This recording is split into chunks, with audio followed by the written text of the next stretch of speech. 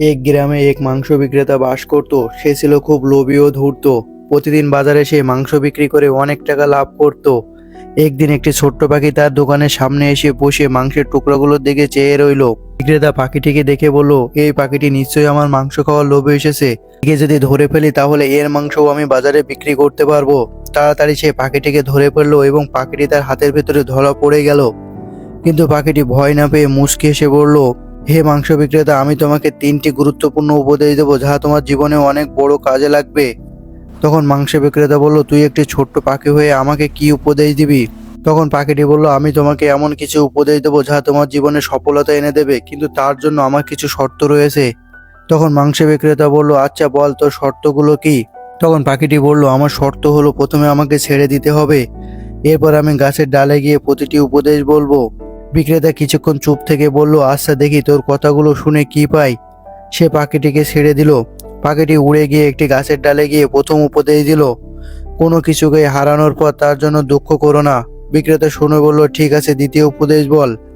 পাখিটি বলল, যা অসম্ভব মনে হয় তা কখনো বিশ্বাস করো না। বিক্রেতা এবার একটু বিরক্ত হয়ে বলল, এসব তো সাধারণ কথা, এবার তৃতীয় উপদেশ দাও। পাখিটি মুচকি হেসে বলল, তৃতীয় উপদেশ দেওয়ার আগে আমি তোমাকে একটি খবর দিই। আমার পেটে একটি বিরল রত্ন আছে যার মূল্য লাখ টাকা। যদি তুমি আমাকে ধরে ফেলতে তবে এই রত্নটি তোমার হতো। কথা শুনে মাংস বিক্রেতা রাগে পাগল হয়ে চিৎকার করতে লাগলো, তুই আমার সাথে প্রতারণা করলি, তুই আগে কেন বলিসনি? আমি তোকে ছেড়ে দিলাম আর তুই লাখ টাকার রত্ন নিয়ে পালিয়ে গেলি। তখন পাখিটি হেসে বলল, তুমি কি আমার প্রথম 2টি উপদেশ ভুলে গেছো? প্রথম উপদেশ ছিল কোনো কিছুকে হারানোর পর তার জন্য দুঃখ করো না, আর দ্বিতীয় উপদেশ হলো অসম্ভব কিছু বিশ্বাস করো না। আমি এত ছোট পাখি, আমার পেটে কিভাবে লাখ টাকার রত্ন থাকতে পারে?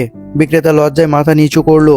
পাখি তখন উড়ে চলে যেতে চাইলো। তখন বিক্রেতাটাকে ডাক দিয়ে বলল, তোর তৃতীয় উপদেশ তো এখনো বলিসনি, আমাকে দয়া করে বল, আমি বুদ্ধিমানের মতো জীবনে চলতে চাই। পাখিটি ফিরে এসে বলল, তোমার তৃতীয় উপদেশ হলো লোভ থেকে বিরত থাকো এবং যা আছে তাই নিয়ে সন্তুষ্ট থাকো। লোভ মানুষকে বোকা বানায়। পাখিটি এ কথা বলে উড়ে চলে গেল। মাংস বিক্রেতা সেদিন থেকে তার লোভের স্বভাব ত্যাগ করলো এবং সৎ পথে চলার চেষ্টা করতে লাগলো। গল্পটি থেকে আমরা গুরুত্বপূর্ণ কিছু শিক্ষা পাই যা আমাদের জীবনে কাজে লাগাতে পারি। অতিরিক্ত লোভ আমাদের সঠিক সিদ্ধান্ত নিতে বাধা দেয় এবং আমাদের জীবনের ক্ষতির দিকে নিয়ে যায়। বাস্তবতা ও বুদ্ধি নিয়ে সিদ্ধান্ত নিতে হবে। মিথ্যে ও অসম্ভব কিছু ফাঁদে পড়ে গেলে ক্ষতির সম্মুখীন হতে হবে।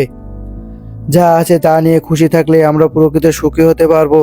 অতিরিক্ত লোভ এবং প্রয়োজনীয় চাহিদা আমাদের শান্তি নষ্ট করে।